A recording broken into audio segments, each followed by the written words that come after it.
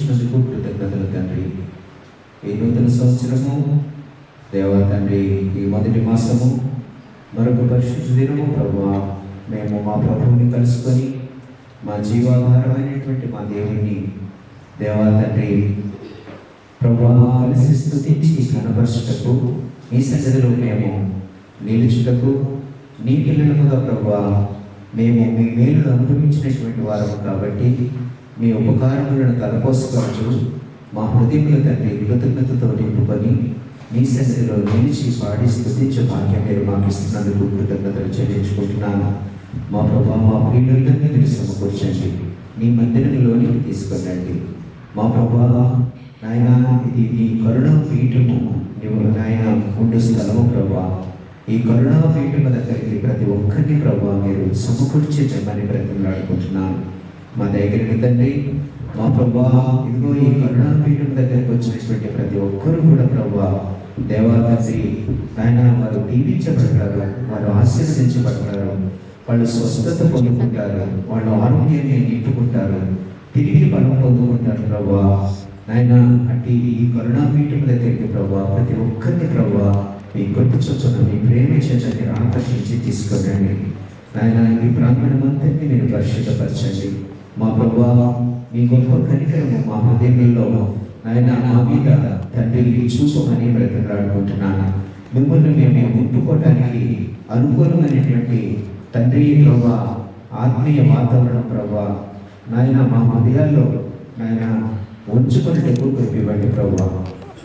దీనులమై కృతజ్ఞతతో నిండిన హృదయములతో మా ప్రభువుని ఆరాధించే భాగ్యం మీరు మాకు దయచేయండి. పాటలతో స్తుతించుటకు, ఆరాధించుటకు, ఘనపరచుటకు, ఈ నామాన్ని బట్టి అతిశయించి కీర్తించుటకు ప్రభా మీ కృప మాకు ఏమాత్రము తక్కువ కానివ్వకుండా చేయమని బ్రతిమలాడుకుంటున్నాను. ఈ సన్నిధానమును మాకు దయచేయము తండ్రి. విరిగి నడిగిన హృదయములు మాకు ఇవ్వండి, దీన హృదయములు మాకు ఇవ్వండి. మా ప్రభా నాయన మీ ఆత్మ సహాయంతో ప్రభా నాయన తండ్రి మా ప్రభా మమ్మల్ని ఆవరణ చేయమని బ్రతిమలాడుకుంటున్నాను.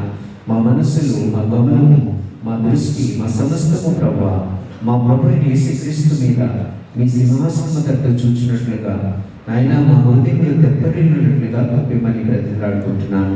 మా తండ్రి మా తమ్ముడు జేమ్స్ని చాలా కాలం తర్వాత ఎదుగో తండ్రి మరి ప్రభా చూడగలిగినట్టు మీరు చూసిన కృపంతని బట్టి స్థుతులు. ఈ యువత కాలం తండ్రి నాయన తండ్రి ఇక్కడ తండ్రి మీరు ఇచ్చేటువంటి మీ వాక్య సందేశము మాకు మా గ్రామమునకు మా అందరికీ ఇవ్వటానికి వచ్చేట్టుగా ప్రభా నాయన నీ వాక్కు చేసే తన హృదయమని చెప్పి తండ్రి తన నోడు, తన నాలుక, తన సమస్తము ప్రభా నిన్ను స్తుతించి నిన్ను మహిమపరిచి నీ ప్రేమను, నీ వ్యక్తిత్వమును, నీ గుణలక్షణమును ప్రకటించుటకు కృప చూపమని బ్రతిమలాడుకుంటూ సమస్త ఘనత, మహిమ, ప్రభావాలు మీరు పొందుగలమని యేసు నామమున అడుగుచున్నాము తండ్రి. ఆమేన్. ప్రజలందరూ కలిసి 142వ పాట, 142వ పాట. స్తుతియు మహిమ ఘనత నీకే యుగ యుగముల వరకు.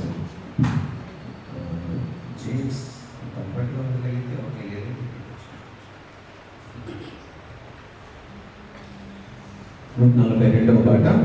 స్తుతియు మహిమ ఘనత నీకే. స్తుతియు మహిమ ఘనత నీకే యుగ యుగముల వరకు. ఎంతో నమ్మదగిన దేవా, ఎంతో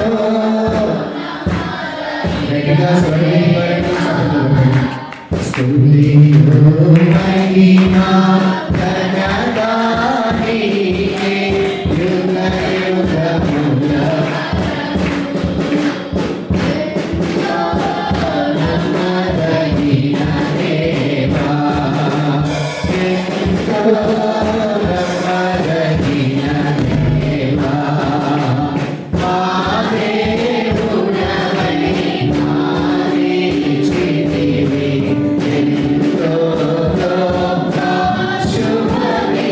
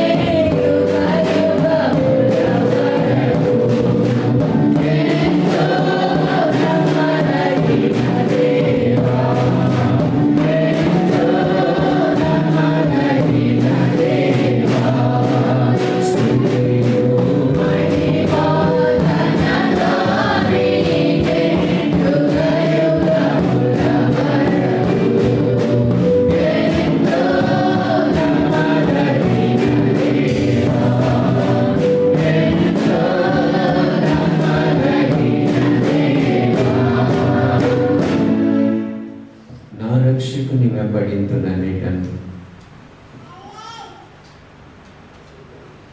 దయచేసి నా రక్షకుని వెంబడింతుననేట. ఘోరమైన కొండలైన జంకొందను సురక్షితముగాను నేను వేడుదను. పరమ కిరీటము, కిరీటం పొందాలంటే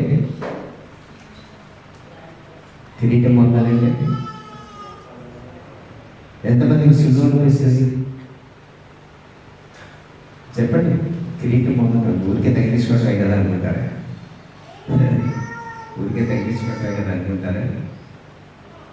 చూడారా, మన ప్రభు యేసుక్రీస్తు ప్రభు మనందరి నిమిత్తమై ముళ్ళ కిరీటాలు ధరించుకున్నారు కదా. ముళ్ళ మొక్కటం సులువు అంటారా? అది ఎన్నంగుళాలు లోతు ముళ్ళైన 3 అంగుళాలు ఎంతో 3 అంగుళాలు లోతు ముళ్ళు, ఇనప ముళ్ళు, ఇనప మేకులు, 3 అంగుళాలు పొడవు ఉన్నటువంటి మేకులు ఆయన శిరస్సు మీద అవి ఆ కిరీటం ధరించి సుత్తితో కొట్టేది ఎగటాన్ని. అదైనా ఎందుకు? నీకు నాకు మహిమ కిరీటాన్ని ధరింపజేయడానికి. ఓకేనా? నీకు నాకు మహిమ కిరీటాన్ని ధరింపజేయడానికి ఆయన ఆ ముళ్ళ కిరీటాన్ని భరించాల్సి వచ్చింది. హృదయములతో పాడుతున్నాము, కృతజ్ఞతతో పాడుతున్నాము. నా రక్షకుని వెంబడింతునన్నిట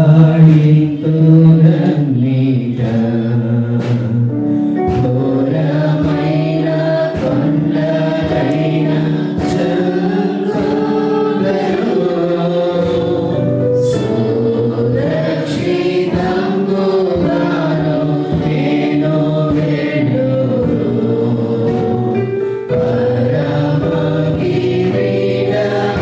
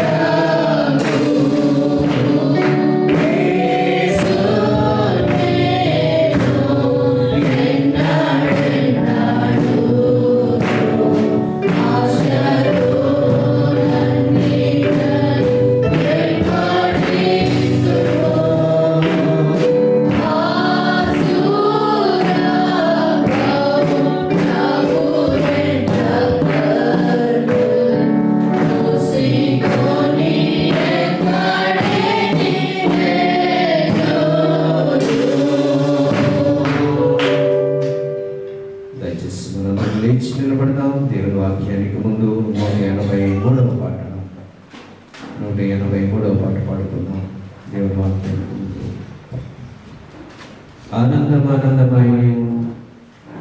ఇలా చాలామందికి తెలుసు ఈ పాట, చాలామంది పాడగలరు. దయచేసి హృదయమంతటితో పాడదాం, మౌనంగా ఉండద్దు, హృదయమంతటితో పాడదాం.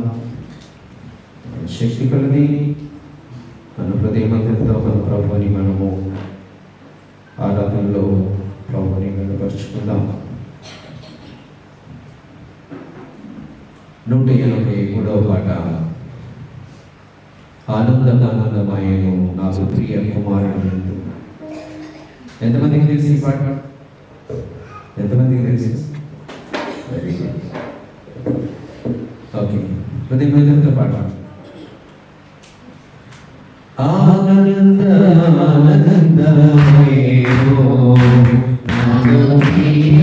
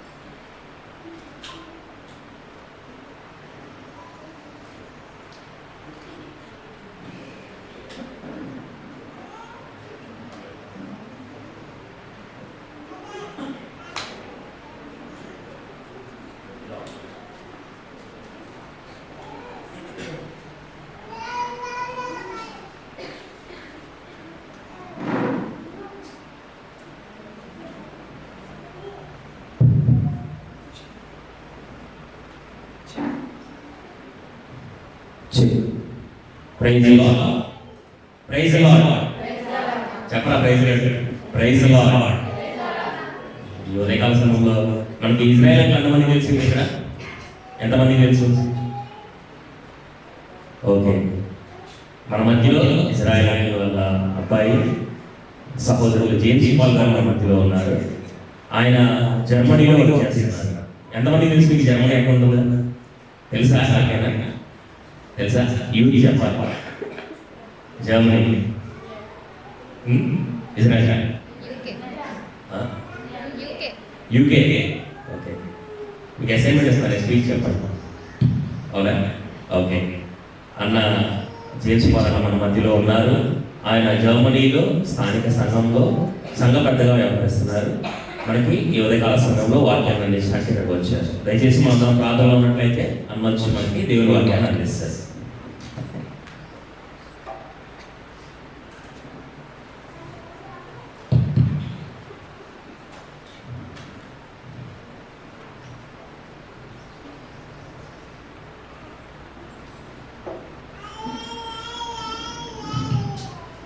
గుడ్ మార్నింగ్ అందరికీ. మన ప్రభువుని మీ అందరితో కలిసి ఆరాధించుకోవడానికి నాకు ఎంతో సంతోషంగా ఉంది. మనము వాక్య భాగంలో నుంచి వెళ్ళకముందు క్లుప్తంగా నేను ఈ యొక్క మేము రీసెంట్గా ఒక 1 వీక్ బ్యాక్ ఈ హైదరాబాద్ పట్టణానికి వచ్చాము. సహోదరులతో కలిసి మరి విశ్వాసాన్ని ఎలాగో మనము కాపాడుకోవాలనే దాని గురించి మేము కొంత సమయం గడిపాము, కొంతమంది బ్రదర్స్తో కలిసి. మరి ఇప్పుడున్న పరిస్థితుల్లో మనం క్రైస్తవులుగా దేవుని బిడ్డలుగా మన విశ్వాసాన్ని మనం ఎలా కాపాడుకోవాలి, దేవుని కోసం ఎలాగో ఆయన ఇచ్చినటువంటి ఆ మార్గంలో పరుగుపందంలో ఎలా దాని గురించి ఈరోజు మనం నేర్చుకున్నాం. హెబ్రీయులకు రాసిన పత్రిక 12వ అధ్యాయము 1 నుంచి 17 వచనాల వరకు ఒకసారి చదువుకున్నాం. ఎవరైనా దగ్గరగా చదవండి.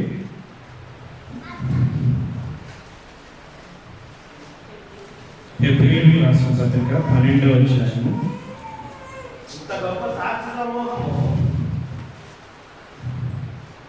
చదవండి 1 నుంచి 17 వచనాల వరకు. ఇంత గొప్ప సాక్షి సమూహము మేఘము వలె మనల్ని ఆవరించి ఉన్నందున మనము కూడా ప్రతి భారమును సులువుగా చిక్కుల పెట్టు పాపమును విడిచిపెట్టి విశ్వాసములకు కట్టియు దాన్ని కొనసాగించువాడునైన యేసు వైపు చూచుచు మన ఎదుట ఉంచబడిన పందెములో ఓపికతో పరిగెత్తును. ఆయన తన ఎదుట ఉంచబడిన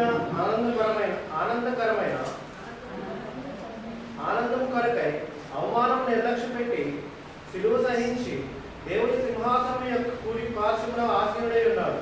మీరు అలసట పడకయు మీ ప్రాణములు విసుకయు ఉండనట్లు పాపాత్మను తనకు వ్యతిరేకంగా చేసిన తిరస్కారముకయు ఓర్చుకొనిన ఆయనను తొలగించుకున్నది.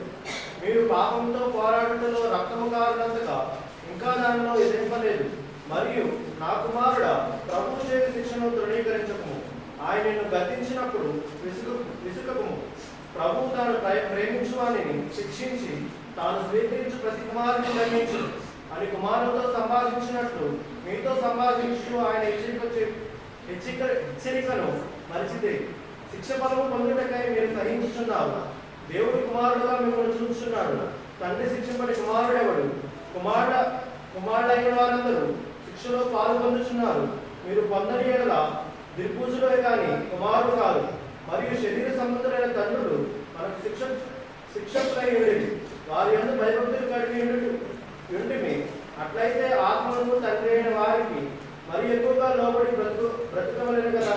వారు కొన్ని జన్మలను మట్టుకు తమకిష్టం వచ్చినట్లు మనల్ని శిక్షించే కానీ మనము తన పరిశుద్ధతలో పాలు పొందవాలని మనకు మేలు కొరక ఆయన శిక్షించి ఉన్నారు. మరియు ప్రస్తుతమందు సమస్త శిక్షయు దుఃఖకరముగా కనబడింది కానీ సంతోషకరముగా కనబడదు. అయినను దాని యందు అభ్యాసం కలిగిన వారికి అది నీతియును సమాధానకరమైన ఫలమిచ్చును.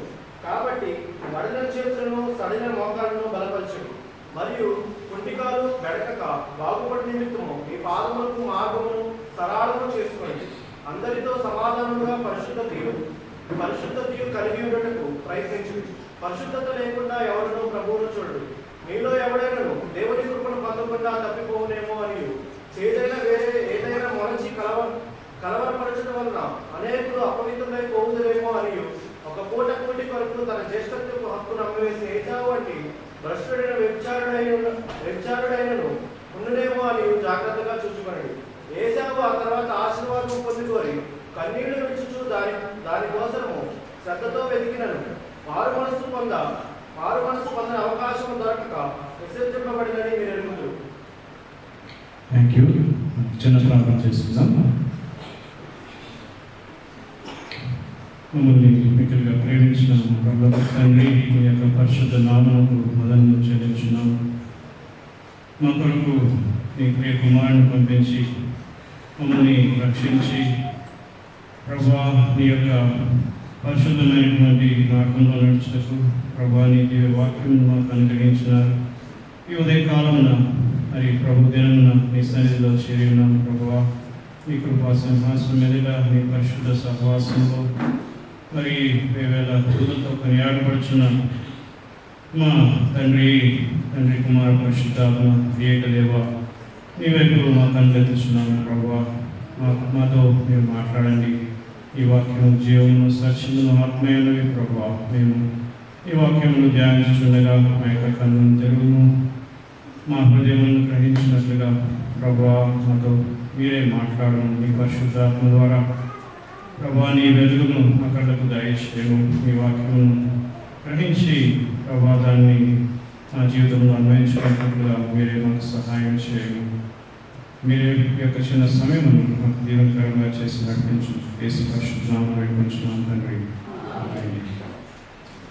మనము మొదటి 2 వచనాలు చూద్దాం. 12వ వచనము మొదటి 2 వచనాలు. ఇంత గొప్ప సాక్షి సమూహము మేఘము వలె మనల్ని ఆవరించి ఉన్నందున మనము కూడా ప్రతి భారమును సులువుగా చిక్కులు పెట్టి పాపమును విడిచిపెట్టి విశ్వాసములకు కర్తయు దానిని కొనసాగించువాడమైన యేసు వైపు చూపుచు మన ఎదుట ఉంచబడిన పందెంలో ఓపికతో పరిగెత్తు. ఆయన తన ఎదుట ఉంచబడిన ఆనందం కొరకై అవమానమును నిర్లక్ష్య పెట్టి శిలువను సహించి దేవుని సింహాసనం యొక్క కుడిపార్శ్వన ఆసీనుడై ఉన్నాడు. ఈ 2 వచనాలు మనము చదివినప్పుడు మొట్టమొదట ఇంగ్లీష్లో అయితే దేర్ ఫోర్తో స్టార్ట్ అవుతుంది. ఇక్కడ ఎంత తెలుగులో సరిగా లేదు, కానీ ఇది ఒక 11వ అధ్యాయంకు అది కనెక్షన్ అన్నమాట. మనము ఈ యొక్క బైబిల్ గ్రంథాన్ని మన చేతిలోకి వచ్చినప్పుడు ఇది తర్జమా చేయబడింది. అయితే మరి మూల ప్రాంతం చూస్తే దాంట్లో మరి మనకు ఈ అధ్యాయాలు కానీ వచనాలు కానీ ఉండవు. మనకు సులభంగా ఉండడానికి ఇలా మనకి ఈ తర్జుమాలో రాయబడింది. అందుని బట్టి మనకు 11వ అధ్యాయంలో మనం గొప్ప సాక్ష్య సమూహం గురించి చూస్తాం. మరి మన ముందు ఎంతోమంది దేవుని యొక్క విశ్వాసంలో బలంగా నడిచిన వారిని మనం చూస్తాం. 11వ అధ్యాయంలో విశ్వాస వీరుల యొక్క జాబితాని మనం చూస్తాం కదా. సో మన ముందు వెళ్ళిన అబ్రహాం కానీ, మరి నోవాహు, మోషే, మరి ఇంకా ఎంతోమంది దేవుని నమ్మకంగా వెంబడించిన వారిని మనం చూస్తాం. విశ్వాస వీరులు అని చెప్పవచ్చు. మరి ఈ గొప్ప సాక్ష్య సమూహము మేఘము వలె మనల్ని ఆవరించినది. మరి ఈ సాక్ష్య సమూహము, ఈ విశ్వాస వీరులు అనేవాళ్ళు మరి ఇక్కడ ఎక్కడున్నారు? మన ముందు వెళ్ళిపోయారు కదా. మరి ఎక్కడున్నారు వాళ్ళు? పరలోకంలో ఉన్నారు. వారు ప్రభు సన్నిధిలో ఉన్నారు. మరి పరిశుద్ధులైన మన ప్రభువు మన ముందు కూడా వెళ్ళాడు కదా. మన క్రీస్తు ప్రభు ఈ లోకంలోకి వచ్చి మన కోసం తన ప్రాణం పెట్టి ఆయన కూడా మన ముందు వెళ్ళాడు. సో ఆయన తండ్రి కుడిపార్శ్వం మధ్య మీద కూర్చొని ఉన్నాడు. అక్కడ దేవుని యొక్క పరిశుద్ధులు ఆయనను కొనియాడుతూ ఆరాధిస్తూ ఉన్నారు. మనం మరి యెషయా 6వ అధ్యాయంలో కూడా చూడవచ్చు ఎలాగో దేవుణ్ణి వాళ్ళు ఆరాధిస్తున్నారు కదా. మరి కెరూబులు, సెరువులు వాళ్ళందరూ కూడా దేవుణ్ణి పరిశుద్ధులు పరిశుద్ధులు పరిశుద్ధులు ఆరాధిస్తున్నారు. ఇటువంటి గొప్ప సాక్ష్య సమూహము మన ముందు వాళ్ళు వెళ్ళి ఉన్నారు. విశ్వాసం యొక్క పరుగు పందెం. మరి ఇంకొక మాట మనము ఈ యొక్క వచనాల్లో చూస్తాము, పరుగు పందెము అనేటువంటిది. ఈ పరుగు పందెం గురించి మనము కొంత చూద్దాము. మరి మన ఒలింపిక్స్ గేమ్స్ కానీ, మరి ఇంకా వేరే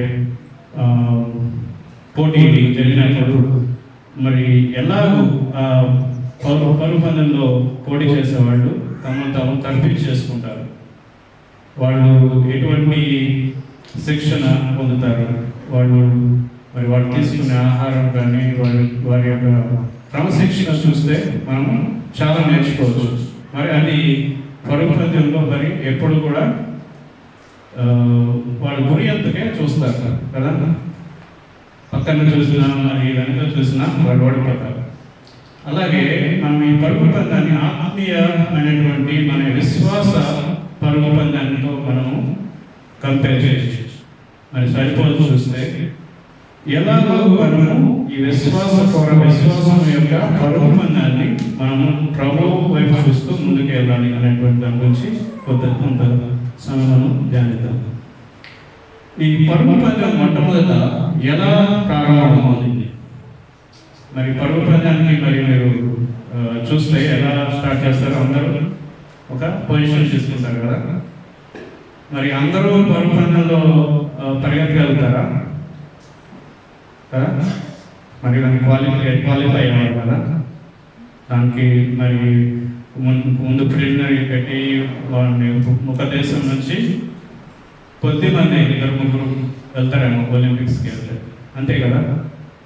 సో ఆ యొక్క పరుగు పందానికి మనము ఈ ఆత్మీయంగా దాన్ని మనం చూస్తే ఈ పరుగు పందెంలో అందరూ పరిగెత్తలేరు. కొంతమంది ఏంటంటే నేను రక్షణ పొందాను అనుకుంటారు, కానీ వారు నిజమైన రక్షణ లేకుండా నేను విశ్వాసనే, నేను ప్రభు పెట్టినటువంటి ఆ యొక్క అపోహలో ఉండే అవకాశం ఉంది.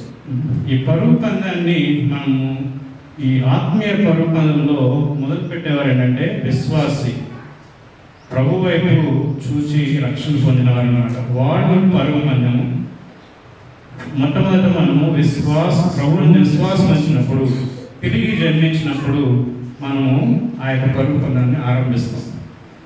సో ఈ యొక్క విశ్వాసంతో మనము ఈ పరుగు పందెంలో మనము పాలు పొందే వాళ్ళనే ఉంటాము. ఇంకా మనము చూసినట్లయితే ఈ పరుగు పందాన్ని మనము ఎలా పరిగెత్తాలి దాని గురించి కూడా రాయబడింది. మనము కూడా అంటున్నారు కదా, మనము కూడా తెలుగులో, ఇంగ్లీష్లో కూడా వి ఆల్సో. ఈ మన ముందు ఉన్నటువంటి ఈ సాక్ష్య సమూహము వాళ్ళు ఎలా పరిగెత్తారు? మరి అబ్రహాము కానీ, మోషే కానీ, నోవహు కానీ ఎటువంటి పరిస్థితుల్లో పరిగెత్తారు? సో విశ్వాసమును కలిగి మనము రక్షణ పొందిన తర్వాత మనం పరుగు పందాన్ని ప్రారంభించాం. మరి ఎలా పరిగెత్తాలి?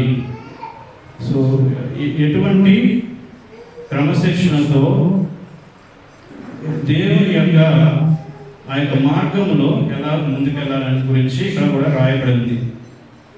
మనము రెండవ వచనం చూసినట్లయితే మనము కూడా ప్రతి వారమును సులువుగా చిక్కులు పెట్టి పాపమును విడిచిపెట్టి విశ్వాసమునకు కర్తయు దాన్ని కొనసాగించబడిన యేసు వైపు చూచుచు.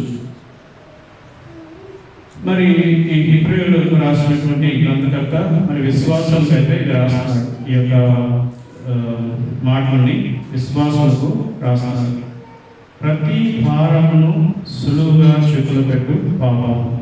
మరి విశ్వాసాలకు ఎటువంటి భారాలు ఉంటాయి?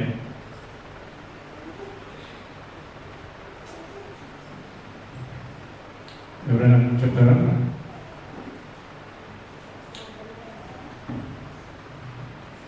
మనము విశ్వాసగా అనుకున్నటువంటి భారాలు ఏమేమి ఉంటాయి? మరి ప్రభు ఇచ్చిన భారాలు చెప్తారు. మరి ప్రభు మనకు ఏమని చెప్పారు? సర్వ సృష్టికి సువార్త, అది దేవుడు ఇచ్చినటువంటి ఆ యొక్క మన భారం కరెక్ట్. ఇంకోటి కూడా యేసు చెప్పారు, మీరు నన్ను పోలి నడుచుకోండి చెప్పారు. మనల్ని ఉపేక్షించుకోమని కూడా ప్రభు చెప్పారు కదా. తాను ఉపేక్షించుకొని తన సిలువను ఎత్తుకొని ఆయన వెంబడించాలని ప్రభు చెప్పారు. అది మరి ప్రభు వెంబడించినప్పుడు మరి కొన్ని భారాలు మనకున్నాయి. దేవుడు ఆయన చెప్పారు, నా కాడిని ఎత్తుకోండి, అది సులువుగా ఉన్నది. కానీ మనము కొన్నిసార్లు ఏం చేస్తామంటే ప్రభు ఇచ్చిన కార్యం లేకుండా వేరే కార్యం వస్తూ ఉంటాం. అది భారం. అది ఏమై ఉండొచ్చు? ప్రభువు చెప్పింది చేయకుండా అనవసరమైన భారాలను మోస్తాము.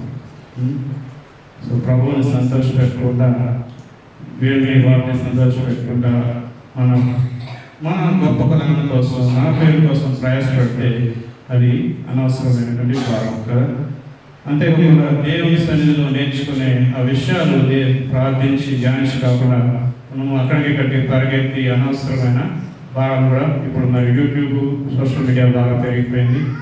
మరి ఏది దేవుని వాక్య ప్రకారము మనము నేర్చుకోవాల్సింది, ఏది కల్పితం లేనిది, మరి సత్యమైనటువంటి సువార్తైనటువంటి గ్రహించవలసింది. మరి అనేకమైన వాటిని మనము దేవుని వాక్య ప్రకారం కానీ మనం నేర్చుకున్నా కూడా అది ఒక భారం అయిపోతుంది మనకి. సో అది ఒకటి. మనము పాపం గురించి కూడా ఇక్కడ చెప్పబడింది, సులువుగా చిక్కులు పెట్టు పాపం. మరి ఎటువంటి పాపాలని మనము చూస్తాం? ఒక వచనం మనం చూసుకుందాం బైబిల్ గ్రంథం నుంచి. ఎఫెసీయులకు 4వ అధ్యాయం 22వ వచనం ఒకసారి చూద్దాం.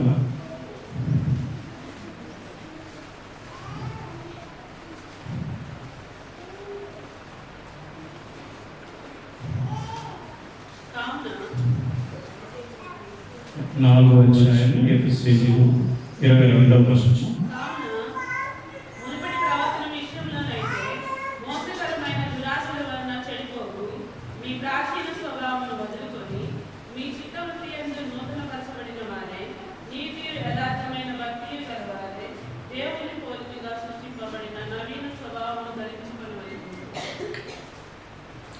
ఇక్కడ మనము చూసినట్లయితే మునుపటి ప్రవర్తన విషయంలోనైతే మోసకరమైన దురాశ వలన చెడిపోవు ఈ ప్రాచీన స్వభావం.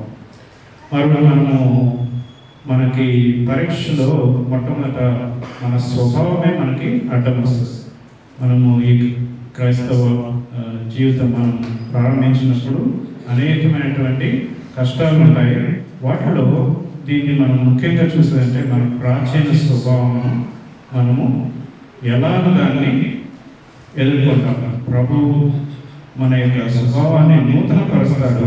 ప్రతిదినము కూడా రక్షణ పొందిన తర్వాత మన పరిశుద్ధులుగా ఒకేసారి నేను పరిశుద్ధుని, నేనేం పాపం చేయలేని పరిస్థితి ఎవరికైనా ఉందా? అందరము మనం పాప స్వభావంతో ఈలోకి వచ్చాం కదా. ఈ యొక్క ప్రాచీన స్వభావాన్ని మనం ప్రభు దగ్గర ప్రతిదినము తీసుకొని వచ్చి ఆయన యొక్క పరిశుద్ధాత్మకు లోపరచాలి. ఈ ప్రాచీన స్వభావము వదులుకొని మీ చిత్తవృత్తి యందు నూతన పరచబడిన వారే. మరి మనల్ని నూతన పరిచేది ఎవరు?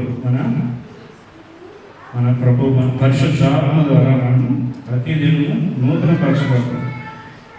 ఈ యొక్క విశ్వాస జీవితం మనం ఆరంభించినప్పుడు ఎదుర్కొనే కష్టాలు, మరి శోధనలు, మరి అనేకమైనటువంటి అడ్డంకులు వస్తాయి కదా. మరి ఆ సమయంలో మనము ఏం చేయాలి?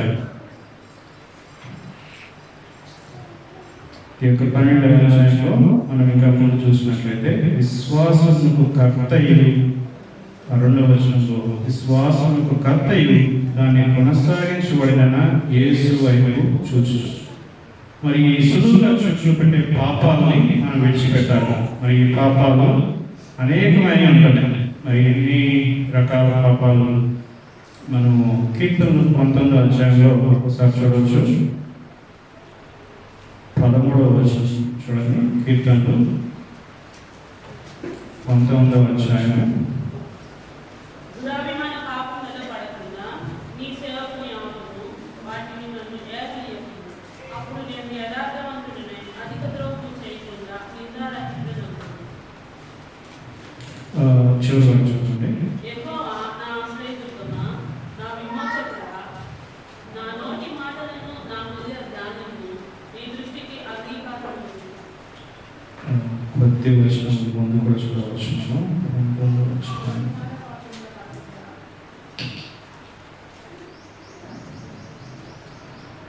12వ వచనం కూడా చదువుతాం. 12, 13. పొరపాట్లు కనుగొన్నవాడెవడు? నేను రహస్యంగా చేసిన తప్పును క్షమించి నన్ను నిర్దోషంగా తీర్చుము. దురాభిమాన పాపంలో పడకుండా నీ సేవకుని ఆపుము, వాటిని నన్ను ఏలనీయకు. అప్పుడు నేను యథార్థవంతుడినై అధిక ద్రోహం చేయకుండా నిందారహితుడను. ఇక్కడ మనం చూసినట్లయితే పొరపాట్లు 12వ వచనంలో మరి రహస్యంగా చేసిన తప్పులు, ఇంకా 13వ వచనంలో దురభిమాన పాపము, ఇంకా అధిక ద్రోహము కూడా ఉన్నాయి. మరి కీర్తనకారుడు ఆయన దావీదు ఎలా ప్రార్థన చేస్తున్నారంటే, తను దేవుని యొక్క ఆ యొక్క ధర్మశాస్త్రాన్ని ఆయన మనం చదివినప్పుడు, ధ్యానించినప్పుడు ఈ యొక్క 7వ వచనం నుంచి 11వ వచనం వరకు కూడా ఆ యొక్క వచనాల్లో దేవుని యొక్క ధర్మశాస్త్రాన్ని ఆయన ధ్యానించాడు. ఆ ధ్యానించినప్పుడు దేవుని యొక్క ప్రత్యక్షత తనకు కలిగింది. అప్పుడు కలిగినప్పుడు ఎలాగో తను ప్రార్థన చేస్తున్నాడో ఇక్కడ మనం చూడవచ్చు. 11వ వచనంలో 12వ వచనం నుంచి, తన పొరపాట్లు కనుగొన్న వాడెవడు? నేను రహస్యంగా చేసిన తప్పులు క్షమించి నన్ను నిర్దోషిగా తీర్చు. మరి మన యొక్క పాపాలు అనేకమైనవి. అవి కొన్ని రహస్యంగా మనం దాచుకునే ఉంటాయి. మరి దురభిమాన పాపం, దేవుని వాక్యాన్ని తెలిసి కూడా దానికి మనము రెబలియస్గా, అంటే దానికి వ్యతిరేకంగా ఆయనకి మనము మాటికి వెళ్ళేటువంటి స్థితి ఈ దురభిమాన పాపం. వాటి నుంచి ఆయన నన్ను ఏలనీయకుము అని ప్రార్థన చేస్తున్నాడు. అంతేకాకుండా యథార్థవంతుడిని అధిక ద్రోహం చేయకుండా నిందారహితుడను. మరి ప్రభువు ఈ యొక్క పాపాల నుంచి విడిపించినప్పుడు ప్రభు ఆయన ఏమన్నాడంటే, యెహోవా నా ఆశ్రయదుర్గమా, నా విమోచకుడా, నా నోటి మాటను నా హృదయాలను నీ దృష్టికి అంగీకారాలు ఉండాలి. కాబట్టి మన యొక్క విశ్వాస జీవితంలో ఈ పాపాలు, ఈ యొక్క దురభిమాన పాపమైన కానివ్వండి, అధిక ద్రోహము, ట్రాన్స్గ్రెషన్స్ ఉంటుంది ఇంగ్లీష్లో. మరి ఈ యొక్క దుష్టత్వం నుంచి కూడా మనము విడుదల పొందినట్టుగా, కడగబడినట్టుగా మనము ప్రభు వైపు చూడాలి. మరి మనం ప్రభువు మన ముందుగా వెళ్ళారు. ఆయన మన కోసం విశ్వాసమైన మన కోసం ఆయన ఎదురు చూస్తున్నారు. మనము ఆయన వైపే చూడాలి. మరి ఇక్కడ లుకింగ్ అని ఇంగ్లీష్లో ఉంటుంది, చూచుచు అని తెలుగు, కానీ లుకింగ్ అంటే ఇట్లా చూసి వదిలేయడం కాదు, తదేకంగా మనము చూడటం, గేజింగ్ అంటారు ఇంగ్లీష్లో. మనము మన దృష్టిని నిలపడం అన్నమాట. మనము ఈ వేరే వాటి వైపు చూడకుండా తిన్నగా ఆయన వైపు చూసేటువంటి ఆ మాట చూడడం గురించి రాయబడింది. మనం క్రీస్తు వైపు చూడవలసి ఉన్నాం. ఆయన మరి క్రీస్తు ఎవరు? క్రీస్తు ఎలాగ ఈ పరిపందాన్ని పరిగెత్తారు మనం చూసినట్లయితే క్రీస్తు ఎలా పరిగెత్తారు? ఆయన మన దోషాన్ని, మన యొక్క శాపాన్ని ధరించి తన యొక్క ప్రాణాన్ని మన కోసం పెట్టారు. మరి ఆయన నిందించబడినప్పుడు, హింసించబడినప్పుడు, దూషించబడినప్పుడు, మరి ఆయన మీద ఉమ్మివేయబడినప్పుడు కూడా ఆయన ఓర్చుకొని, మరి ఆయన నోటిలో ఏ దోషం లేదని వాక్యంలో ఉంది. తను మన శ్రమలను, పాపము వలన వచ్చిన శాపాన్ని భరించి గొప్ప శ్రమను అనుభవించి తండ్రి చిత్తానికి తను అర్పించుకున్నాడు. ఏమని చేశారు మన ప్రార్థన? నా చిత్తం కాదు, నీ చిత్తమే జరుగుగా కాదు. మరి ప్రభువు మన ముందు వెళ్ళాడు. ఆయన్ను చూడమని ఇక్కడ ఎవ్రీ కనుక మనం ప్రోత్సహిస్తున్నాం. మనము మనుషుల వైపు కాదు, కానీ మన విశ్వాసములకు కర్త ఇది. కర్త అంటే మరి ఆధారం అని ఇంగ్లీష్లో ఉంది. ఆయన మన విశ్వాసాన్ని ఇచ్చినవాడు ఆయన. మన విశ్వాసాన్ని మనం పొందుకునేవాడు కాదు. ఆయన రక్షించాడు నన్ను, ఏ రక్షణ కాదు. మనము క్రీస్తు ప్రభువు నుంచి కృపచేత విశ్వాసం ద్వారా మనము రక్షణ పొందాం. అది ఒక గిఫ్ట్. మనమందరికీ మనం పొందుకునేది కాదు. ప్రభువు మనకి ఇచ్చేటువంటి ఆ యొక్క వరం, విశ్వాసం. ఆ కర్త అయినటువంటి యేసు ప్రభు వైపు మనం చూడవలసిందిగా ఇక్కడ హెబ్రీ దగ్గర మనం ప్రోత్సహిస్తున్నాము. మరి అంతేకాదు, దాన్ని కొనసాగించేవాడు. అంతేకాకుండా పర్ఫెక్టర్ అని ఉంటుంది మరి ఇంగ్లీష్లో. ఆయన పరిపూర్ణం చేయవాడు. మన విశ్వాస జీవితాన్ని మనం ఆరంభించినప్పుడు మనం అక్కడ ఆగిపోము కదా. ఈ పరుగు పందెంలో మనం పరిగెట్టినప్పుడు మనం ప్రతి దినము కూడా ఆయన యొక్క సన్నిధిలో మనం వచ్చినప్పుడు, ఆయన వైపు చూసినప్పుడు మనం బలం పొందుకుంటాం. ఆయన మనల్ని, మన విశ్వాసాన్ని పరిపూర్ణం చేస్తారు. ఈ యొక్క ఇంకా ముందుకు వెళ్తే మనము ఆయన ఒక కానక దినమున మనము మహిమ గలటువంటి ఆ దినం కోసం మనము వేచున్నాము. ఆ యొక్క మనం పరిశుద్ధపరచబడుతూ ఒక మహిమకరమైన దినం వరకు మనము వేచున్నాము. ఇంకా శ్రమ పడటం గురించి కూడా ఒకటి మనము చూద్దాము. మరి విశ్వాసం మన జీవితంలో ఎలాగో శ్రమ అనుభవించాలి. 1 పేతురు 2వ అధ్యాయము 19వ వర్షం నుంచి 23వ వర్షం వరకు.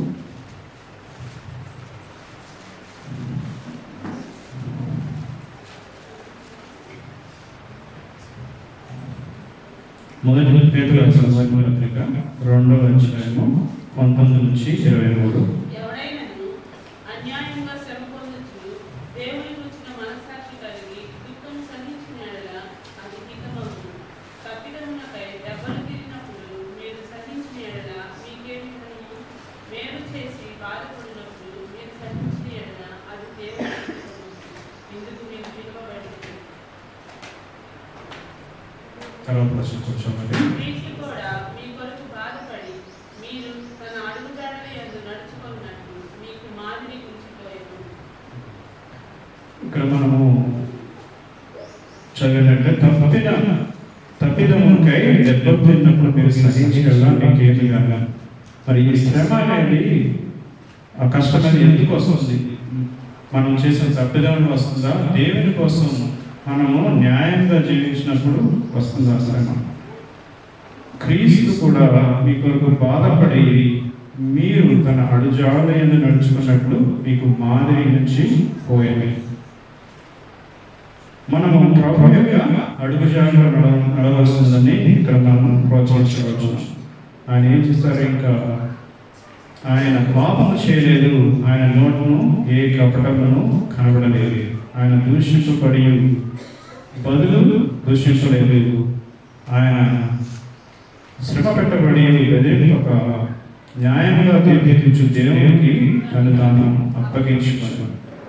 మరి మనము కూడా ఈ విశ్వాస పోరాటంలో, విశ్వాస జీవితంలో మనము ప్రభువునకు అప్పగించవలసింది. మన యొక్క పరిస్థితులు, మన యొక్క కష్టాలు మనము నిరుత్సాహపడకుండా క్రీస్తు ప్రభువు మన ముందు వెళ్ళారు. మరి ఆ యొక్క గొప్ప సాక్ష్య సమూహం కూడా మన ముందు వెళ్ళారు. ఆయన వైపు చూసి మనము ముందుకు వెళ్ళిపోవాలని ఇక్కడ మనం ప్రోత్సహించబడతాం. మరి మనం క్రైస్తవులుగా మన యొక్క ఐడెంటిటీ ఏంటి ఒకసారి కూడా మనం చూద్దాం. మరి మనం ఎందువలన మనము ఈ యొక్క విశ్వాసంతో ముందుకు సాగిపోగలము? 1 పేతురు 2వ అధ్యాయం 9వ వచనం కూడా ఒకసారి చూద్దాం.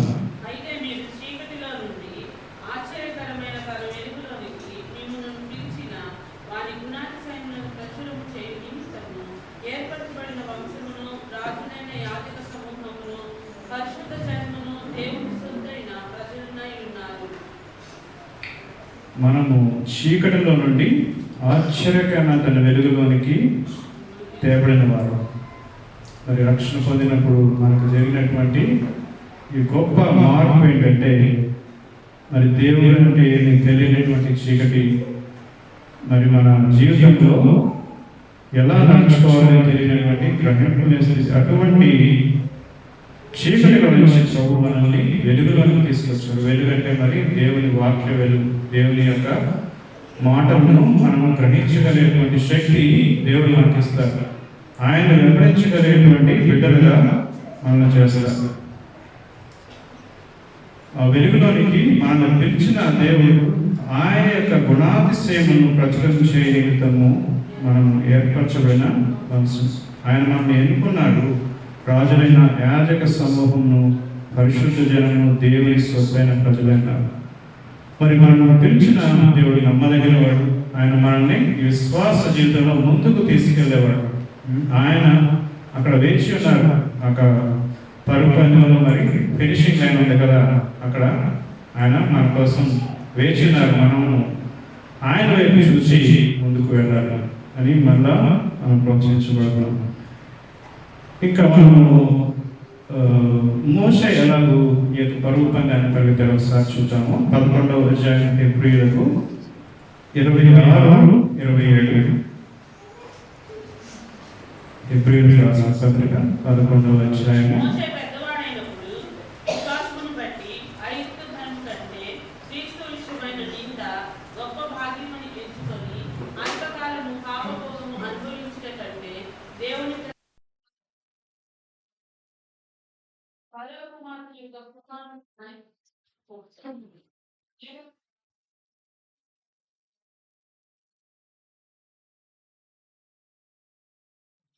మోషే మరి విశ్వాసం కలిగి ఉన్నాడు. ఆయన ఐగుప్తు ధనమును పక్కన పెట్టేశారు. ఐగుప్తు ధనము కంటే క్రీస్తు విషయమైన నింద గొప్ప భాగ్యం. మరి ప్రభువును వెంబడించినప్పుడు మనల్ని నిందించేవాడు ఉంటారు, మరి అవమానించే మనల్ని ద్వేషించేవాడు ఉంటారు. మరి అటువంటి సమయంలో అది గొప్ప భాగ్యాన్ని నేర్చుకోగలుగుతున్నామా? మరి ప్రభు కూడా చెప్పారు, మిమ్మల్ని హింసించినప్పుడు, దూషించినప్పుడు మనము సంతోషించాలి. మరి మోషేని చూస్తే గొప్ప భాగ్యం అని ఎంచుకున్నాడు. మరి మనము ధనం సంపాదించుకోవడం, బంగారం సంపాదించడం ఇది కాదు, కానీ ఆయన క్రీస్తు విషయాన్ని మనం ప్రార్థిద్దాం. మరి సువార్త విషయం, మరి మీరు ఎటువంటి కష్టాలు ఎదుర్కొంటున్నారు? మరి అందరి జీవితంలో మనము ఎటువంటి కష్టాలు ఎదుర్కొంటున్నాం? మరి వాటి నుంచి మనము ఏ విధంగా ప్రభు వైపు చూసి నడుచుకోవాలో ఇక్కడ మనం తెలుసుకుంటున్నాం. అంతేకాకుండా ఈ శ్రమలు మనకి ఎందుకు వస్తాయి మనం ఆలోచిస్తే, దేవుని వాక్యం నుంచి మనం చూసుకుందాం. 3వ వచనము 12వ అధ్యాయము. మీరు అలసట పడకయు మీ ప్రాణములు విసుకకయు ఉండునట్లు పాపాత్ములు తనకు వ్యతిరేకంగా చేసిన తిరస్కారం అంతయు ఓర్చుకొనిన ఆయనను తలంచుకొనుడి. ఈ వచనం ఇంకా ముందుకు వెళ్ళాలి. మనము 7వ వచనం చదువుదాం. శిక్షాఫలము పొందుటకై మీరు సహించుచున్నారు. దేవుని కుమారునిగా మిమ్మల్ని చూపుచున్నారు. తండ్రి శిక్షింపని కుమారుడెవడు? మరి మనము అనుభవించే శ్రమలు మనము గుండా వెళ్తున్నప్పుడు మనం అనుకోవచ్చు, ఎందుకని ఇలా అవుతుంది నా యొక్క జీవితంలో, మరి నేను అన్ని మంచిగా చేస్తున్నాను, ఎందుకు బట్టి మరి నేను శ్రమను అనుభవించాల్సి వస్తుంది, కష్టాలను అనుభవించాల్సి వస్తుంది అనేటువంటి ప్రశ్నలు మనకు వస్తాయి. ఇక్కడ వాక్యం ఏం చదువుతుందంటే, శిక్షాఫలము పొందుటకై మీరు సహించుచున్నారు. మరి మన పిల్లల్ని మనము మంచి భవిష్యత్తు కావాలని చెప్పి కోరుకుంటాం కదా. మరి వాళ్ళని శిక్షించకుండా వదిలేస్తే మనం ఏం చేసేవారు అంటాము? చిన్నప్పటి నుంచి కూడా బాగా గారాబం పెంచి ఏమి ఎక్కడ క్రమశిక్షణ పెట్టడం పెంచామనుకోండి, పెద్ద అయిన తర్వాత వాళ్ళు గొప్ప వ్యక్తులు కావాలని ఆశిస్తారు. అది సరైనదేనా? కాదు కదా. ఇక్కడ మనం శిక్షించేది కూడా మన పిల్లలు చేస్తాం. మన పిల్లలు అలాగే ప్రభువు మనల్ని తన పిల్లలుగా, తన సొంత బిడ్డలుగా మనల్ని చూస్తున్నారు. మరి ఆ యొక్క అడాప్టెడ్ అంటే దత్త పుత్రులు అని మనము ఆయనకి విరోధులుగా, శత్రువులుగా ఉన్న వారిని మరి ఆయన మనల్ని తన కుమార్తెగా చేస్తున్న మనము రక్షణ పొందినప్పుడు, అటువంటి స్థితిలో ఆయన తెలుసు మనల్ని ఎలా నడిపించాలి, ఎలాగో క్రమశిక్షణలో పెట్టాలి, ఎలాగో మనల్ని విశ్వాసంలో ఆ యొక్క పరిపక్వతలో తీసుకెళ్ళాలని కూడా ఆయనకి తెలుసు. ఆయన మనల్ని శిక్షించినప్పుడు మనము అది సంతోషంగా స్వీకరించినట్లయితే అది మనకు మేలు, మనకి ఆశీర్వాదం. అదే మనము వచనాలు సామెతలు 3వ అధ్యాయము 11, 12 కూడా చూస్తాము. ఇక్కడ మనం చదివినటువంటి వచనాలు 5, 6 వచనాలు మనం చూసినట్లయితే 5, 6 వచనాలు, అలాగే మనం సామెతలు కూడా చూస్తాం. సామెతలు 3వ అధ్యాయము 11, 12 వచనాలు.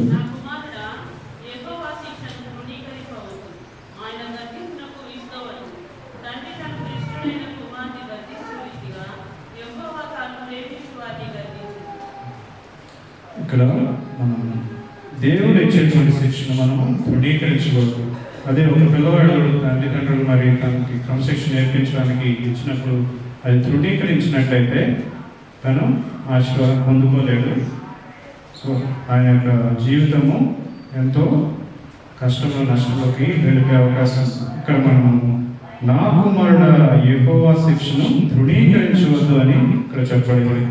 మనం ప్రభువు ఇచ్చేటువంటి ఆ యొక్క డిసిప్లిన్ని, ఆ యొక్క శిక్షను మనము తృణీకరించవద్దు. ఆయన గద్దెంపునకు విసుగు చెందవద్దు. మరి యోగుని చూసినట్టయితే మనం ఎలాగో ఆయన తన శ్రమను ఎలా తీసుకున్నాడో మనం చూస్తాం కదా. యోగు మరి విసుకున్నాడు దేవుని ఎలా. మరి యోగుని చూసినట్టయితే మనం అన్ని విషయాల్లో కూడా ప్రభువు ఎంత చక్కగా ఆయన గురించి సాక్ష్యం ఇచ్చారు కదా. ఆయన యథార్థవంతుడు, మరి ఆయన దేవునికి భయపడేవాడు. అటువంటి స్థితిలో విసుగక ఆయన దేవుని యొక్క గద్దెంపును తీసుకొని ఎంతో నెమ్మదితో మరి వేచి ఉన్నాడు. పేషెన్స్. మరి ఈ యొక్క శ్రమల గురించి, కష్టం నుంచి వెళ్ళినప్పుడు ప్రభు మనకు ఆ యొక్క సహనాన్ని కూడా నేర్పిస్తారు. మరి సహనాన్ని నేర్చుకొని విసుగక ప్రార్థన చేయమని కూడా మనం దేవుని వాక్యంలో చూస్తాం. విసుగక ప్రార్థన చేయమని, ఎల్లప్పుడూ సంతోషించమని, అన్ని విషయాల్లో ఆయన స్తుతించాలని కూడా దేవుని వాక్యం మనకు తెలుస్తుంది. అలాగే 12వ వచనం సామెతలు 3:12 తండ్రి తనకు ఇష్టడైన కుమారుని గద్దించినట్లు యెహోవా తాను ప్రేమించు వారిని గద్దిస్తారు. మరి ప్రభు మనల్ని ప్రేమించడం బట్టే మనము ఈ యొక్క గద్దెంపులు మనకి ఇస్తారు. గద్దింపులు మనకి అవసరం కదా, నీతిమంతులు గద్దించడం మనకి మేలు. మరి ప్రభు ఇచ్చినటువంటి ఈ క్రమశిక్షణలో మనము ముందుకు వెళ్ళవలసి ఉంది. ఇంకా కొన్ని హెచ్చరికలతో మరి ఈ యొక్క వచనాలు ముగించుకున్నవి. 14వ వచనం నుంచి చూస్తున్నాం, 14 నుంచి 17 వరకు. వెండి సంపాదించుటంటే జ్ఞానం మీరు 12వ అధ్యాయం ఏప్రిల్ చదువుకుందాం. 12వ అధ్యాయం ఏప్రిల్కు 14 నుంచి 17 వరకు.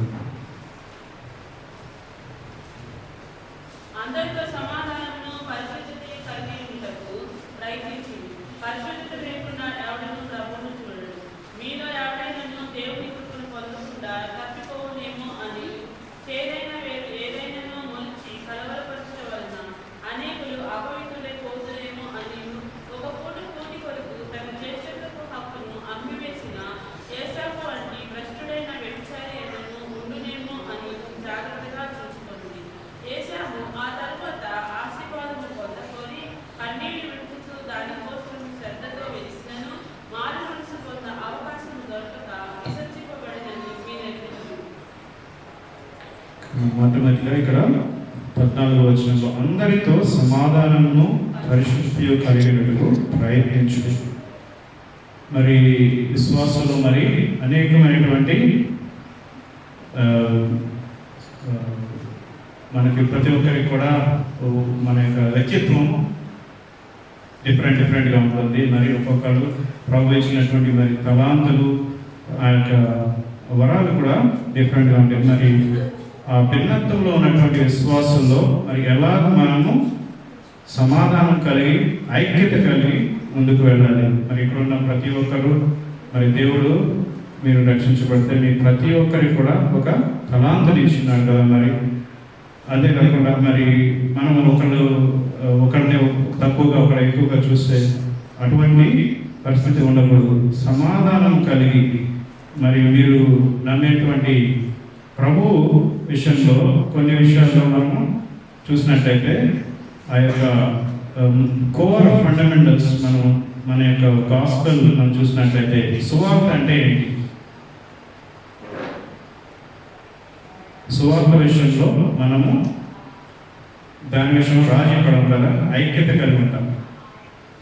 సువార్తలో ఒక సువార్త గురించి ఎవరైనా చెప్తారా? అసలు సువార్త అంటే ఏంటి?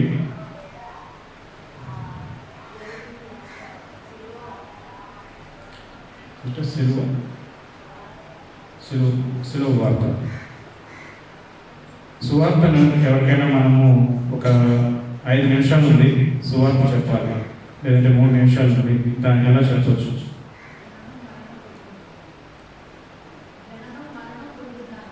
జనం మరణం పునరుద్ధానం. ఇంకా ఎవరు చెప్తారా? మంచి వార్త 3 నిమిషాలు చెప్పచ్చు, మరి 1 నిమిషం.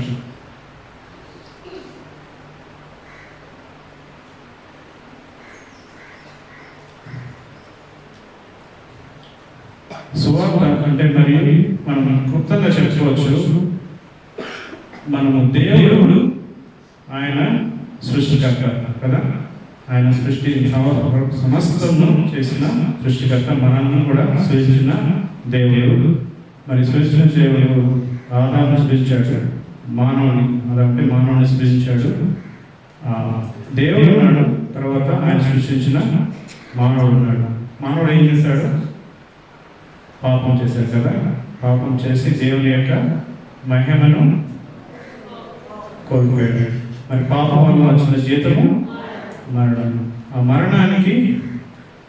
మరణమును ఎవరు తీసివేయగలరు? దేవుడే తీసివేయరు కదా. కానీ మరి ఒకరు చనిపోరు కదా. మరి పాపానికి జీతం మరణం. ప్రభువు తన దేవుని కుమారునిగా మానవ స్వరూపంలో వాక్యం శరీరధారి వచ్చారు. సో క్రీస్తు ప్రభువు అక్కడ మనం చూస్తాం. మొట్టమొదట దేవుడు, మానవుడు, మధ్యలో క్రీస్తు కదా. తర్వాత మనం ఏం చెప్పినప్పుడు క్రీస్తు ప్రభువే మనల్ని రక్షించగలరు. ఆ సువార్త కదా. దానికి రెస్పాన్స్ ఎవరు? మనం ఈ విశ్వాస చెప్పినప్పుడు మీరు ఇది కూడా మేము ప్రయత్నించవచ్చు. ఎవరికైనా మీరు విశ్వాసంగా దేవుని విశ్వాసం ప్రకటించవచ్చు. గాడ్, మ్యాన్, క్రైస్ట్ అండ్ మీరు చెప్పినప్పుడు రెస్పాన్స్, ఇదంతా కలిపి సువార్త అని చెప్పవచ్చు. సో మనము ఈ యొక్క సువార్త విషయంలో మనము ఒక నమ్మకం కలిగి దాని ఐక్యత కలిగి ఉంటాం. ఇవి కోర్ ప్రిన్సిపల్స్, ఫౌండేషనల్ ప్రిన్సిపల్స్, అంటే మూలాలకు సంబంధమైన బైబిల్ అని బోధించేటువంటి ఆ యొక్క మాటలు. ఇవి కాకుండా కొంతమంది అనేకమైనటువంటి అభిప్రాయాలు కలిగి ఉంటారు. మరి యేసు ప్రభు ఎప్పుడు వస్తారు, ఇవి కొన్ని బైబిల్ గ్రంథంలో చెప్పబడిన విషయాల గురించి అనవసరంగా వాదన చేసుకుంటూ సమయాన్ని వ్యర్థం చేసుకుంటుంటారు. వాటి గురించి కానీ మనము ఇక క్రీస్తు ప్రభు మనకు నేర్పించినటువంటి ఈ యొక్క సువార్త నమ్మే విషయంలో ఆయన మనకు ఎలాగో ఆయన వెంబడించాలని అనేకమైనవి దేవుని వాక్యంలో ప్రత్యక్షపరచబడినవి. ఈ యొక్క దేవుని యొక్క ప్రత్యక్షత మన బైబిల్ గ్రంథంలో చూస్తాం.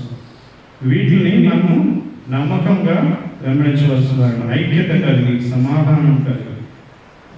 అంతేగాని బాప్టిజం గురించి కొన్ని డిస్ప్యూట్స్ కూడా ఉంటాయి. వాటి గురించి మనము వాళ్ళకి బాప్టిజం నమ్మి తీసుకోవాలి, కానీ ఎలా తీసుకోవాలని ఇంకా కొంతమంది దాంట్లో ప్రశ్నలు తీసుకుంటారు. నేను చెప్పేది కరెక్ట్, ఉంచడమే కరెక్ట్, ప్రింటింగ్ ఇది కరెక్ట్, ఇలా డిఫరెంట్ విషయం. వీటి విషయంలో మనము వాగ్వివాదం చేయవలసిన లేదు. కాబట్టి మనం సమాధానం కలిగి పరిశుద్ధులతో, దేవుని విశ్వాసాలతో మనము సమాధానంతో ముందుకు వెళ్ళవలసి ఉన్నది. పరిశుద్ధత లేకుండా ఎవడను ప్రభువుని చూడడు. మనం ప్రభువుని ఎలా చూడగలుగుతాం? మన యొక్క శరీర కన్నులతో చూడలేం, కానీ ఆత్మీయ కన్నులతో హృదయ శుద్ధి గలవారు ధన్యులు, దేవుని చూచారు. దేవుని చూడాలంటే ప్రభు వచ్చినప్పుడు మన యొక్క పాపం సరిచేసుకొని రక్షణ పొందినప్పుడు ఆయన యొక్క మాటలను మనము కైకొంటాము, ఆయన్ని చూస్తామని వాటిలో. ఇంకా హెచ్చరికలు ఇక్కడ మనకి ఇవ్వకుండా ఏంటంటే, మీరు ఎవడైనా దేవుని కృపను పొందకుండా తప్పిపోనేమో అని చేదైన వేరు ఏదైనా మొలచి కలవరపరచడం వలన అనేకులు అభ్యంతరులైపోదరేమో అని ఒక పూట కూటి కొరకు తన జ్యేష్ఠ హక్కును అమ్మివేసిన ఏసావు వంటి ప్రశ్నలను వ్యభిచార్యాన్ని ఉండినేమో అని జాగ్రత్తగా చూసుకోండి. మరి ఈ విశ్వాసాల మధ్యలో మరి కొంతమంది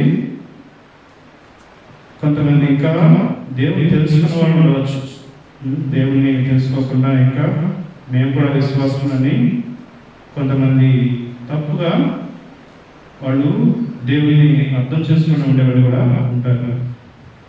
ఈ యొక్క దేవుని నుంచి పక్కకు తగ్గిపోయే అవకాశం. మరి శ్రమలు కలిగినప్పుడు మనం ఈ పరుగు పందెం నుంచి మాట్లాడినప్పుడు ఎవరు అంతం వరకు సహిస్తారో రక్షించబడతారని దేవుని వాక్యం సెలవిస్తుంది.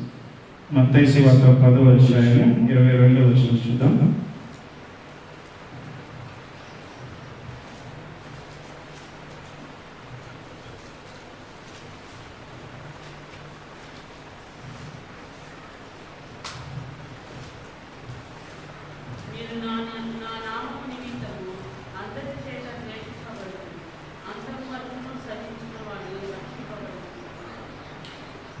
దేవుని వాక్యంలో ఇక్కడ మనము ద్వేషించబడతాము. క్రీస్తు బిడ్డలుగా మరి ఆయన కోసం జీవించినప్పుడు ఆయనలో చేత మనం ద్వేషించబడవచ్చు. అంతం వరకు సహించిన వాడే రక్షించబడతాడు. మరి ఇది విశ్వాసం విషయంలో చెప్పబడింది. మార్కు సువార్త 4వ అధ్యాయము 17వ వచనం కూడా చూద్దాం.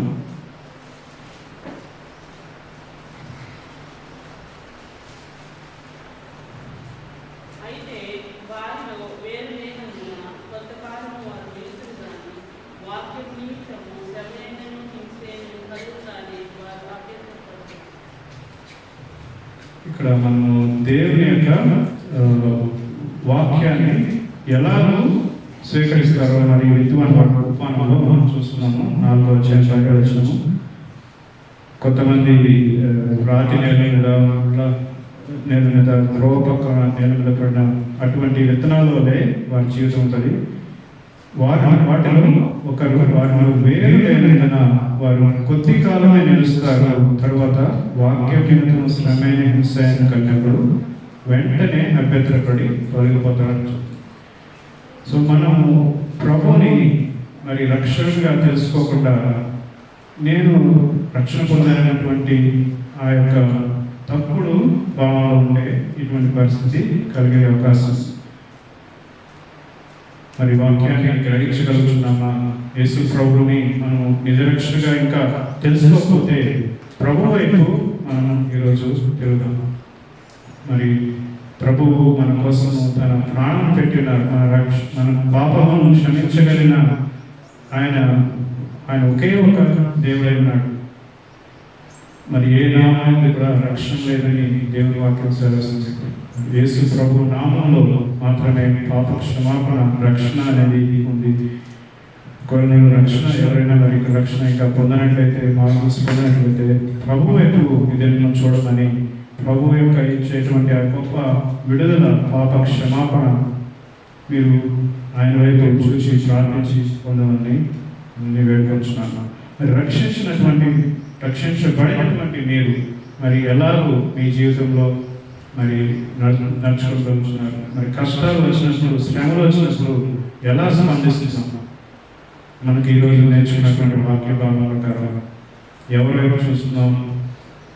పరుగు పందెంలో మనము క్రీస్తు వైపు చూచు, విశ్వాసం కర్త దాన్ని కొనసాగించు, ఆయన వైపు చూసి ముందుకు వెళ్ళిపోవాలని దేవుని వాక్యంలో మనం ప్రోత్సహించబడుతున్నాం. సో మనం దేవుని నిందించే వారిగా ఉన్నామా ఇటువంటి శ్రమ విషయంలో? ప్రభు మనం అందించినట్లు గొప్ప సాక్ష్య సమూహం వైపు మనం చూడగలుగుతున్నాం. మనల్ని ప్రోత్సహించు.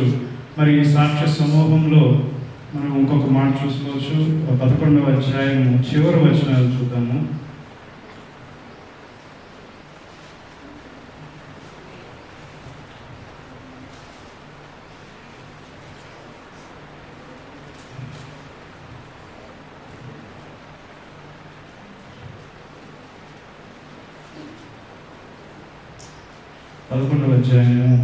చివరి 2 వచనాలు చదువుతారా?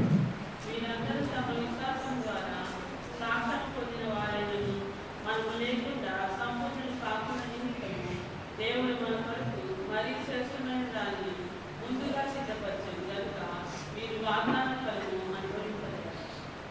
మన ముందు వెళ్ళినటువంటి గొప్ప సాక్షి సమూహం గురించి కొన్ని మాటలు రాయబడ్డాయి. మీరందరూ తమ విశ్వాసం ద్వారా సాక్ష్యం పొందిన వారే. మరి ప్రభువు ఈ యొక్క గొప్ప విశ్వాస వీరుల గురించి మరి గొప్ప సాక్ష్యం ఇచ్చారు. మరి మనము లేకుండా మరి సంపూర్ణులు కాకుండా నిమిత్తము మరి మనం విశ్వాసం కదా, మనం కూడా ఆ జాబితాలో ఉంటాం. మరి నీ పేరు నా పేరు కూడా ఆ యొక్క విశ్వాస వీరుల జాబితాలో రాయబడుతుంది. మరి ఈ మాట మనము నమ్మిక నుంచి నిరీక్షణ కలిగి మనం ముందుకు వెళ్దాం.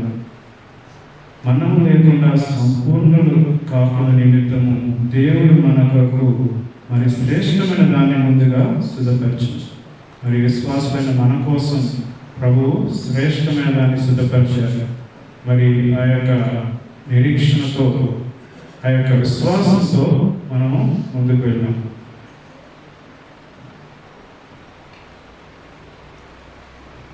సో ప్రభు సన్నిధిలో మనము కొద్ది సమయం ప్రార్థన జరుపుతాం. ఈ యొక్క వాక్యం వెలుగులో మనం పరిశీలన చేసుకున్నాం. మనము క్రీస్తు వైపు చూస్తున్నామా? విశ్వాస పరుగు పందెంలో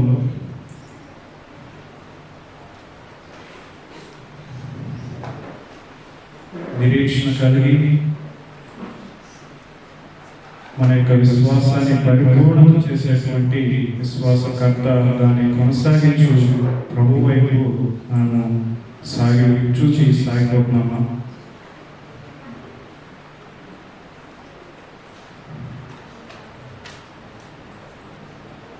ప్రభు ఇచ్చేటువంటి శిక్షణ ఆ యొక్క క్రమశిక్షణ డిసిప్లిన్ మనం తృణీకరిస్తున్నామా, లేదంటే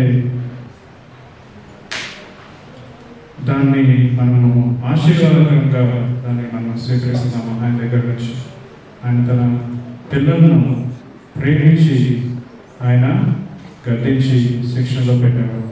కొద్దిసేపు మనం ప్రార్థనలో దేవుని వాక్యంలో మన హృదయాన్ని పరిశీలన చేసుకొని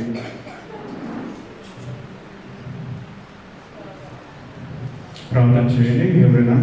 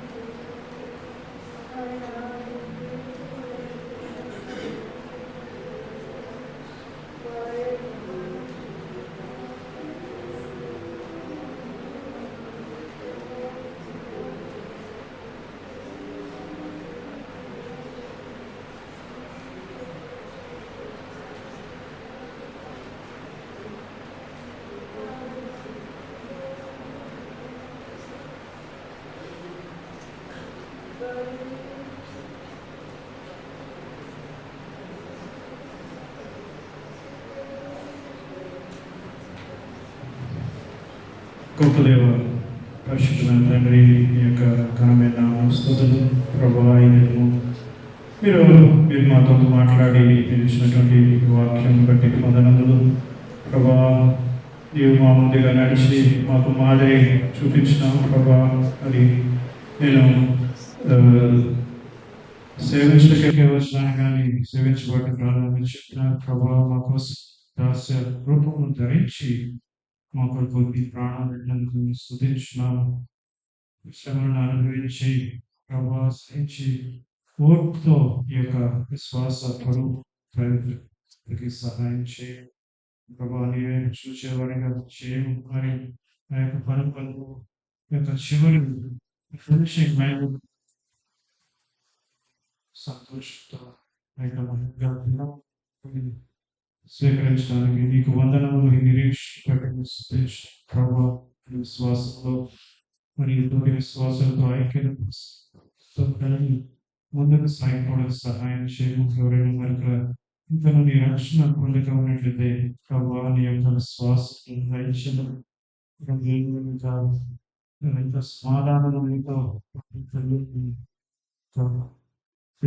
విశ్వాసం నీతో కలిగి ప్రభావం మాతో మాట్లాడుతుండగా ప్రభాని మాతో వచ్చినట్టు నుంచి పదండి. ఏ స్పర్శ వేడుకొచ్చినాం తండ్రి.